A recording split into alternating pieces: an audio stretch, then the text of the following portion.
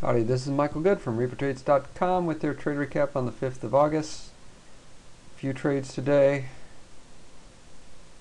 Nothing too great.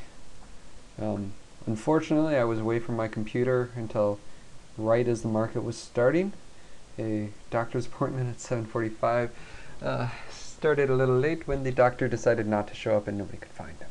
So that was unfortunate. Then they had to draw blood from me and I almost passed out.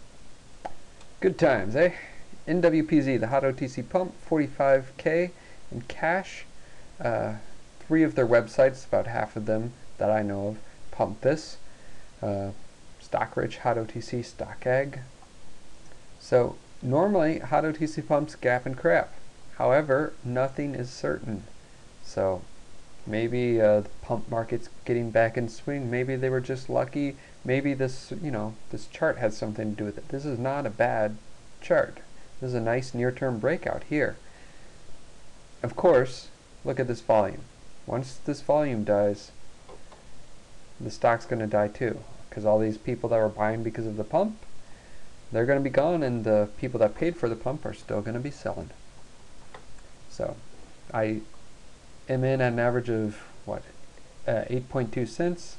Got in here, here, and here. And then it went all the way up. So, I expect to get out tomorrow, maybe a small loss, maybe a small gain, or maybe I'll hold it another day if the volume holds up. But still, Lameco dropped a bit. I just wish I'd been able to get more shares. Probably get bored with it, but hopefully it gets down to $1.20 or below before I get bored with it and cover. ADSY, that was the crazy penny stocks Inco pump. So look at where the volume is. This tells you where the pump was. This first day, front run. Again, I don't know it's a front run, but magically there's a whole bunch of volume that drives the stock price up 33% or so right before a pump goes out on it. So that tells me that it's front run. And then it gapped high and then dropped, and then it just dropped the next 3 days too. So last couple days I think I shorted some around 3.8 and about 38 or 3.8 cents or so. I mean, in hindsight, of course, hindsight's easy, but I shouldn't have done that because, it was down a whole bunch. Even crap bounces. Even the worst pumped companies will bounce.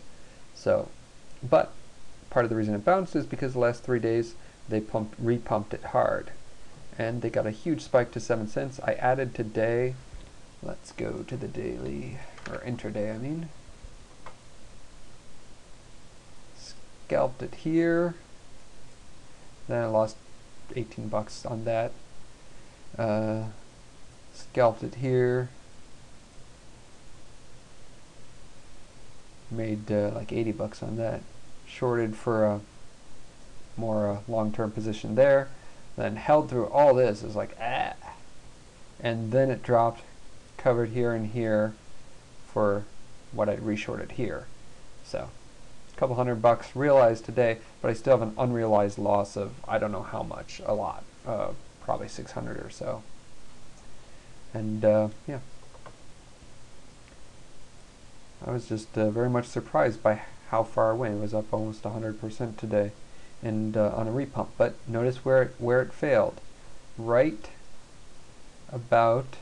below where it had opened the first day of the pump. Repumps, a great place to short is right below where the first pump, the high from the first pump, because odds are it's gonna fail to get over that. NXTH is a great example of that. We'll have to go back in time. Gonna go back in time. Look at this. First pump, drop, repump, not quite, drop, another repump, almost there, and then drop, death drop. There's others, I can't think of them right now. Bugbear too, I think. Yeah, look at this. Drop, repump, drop. Perfect double top. So, that's it. See you next time.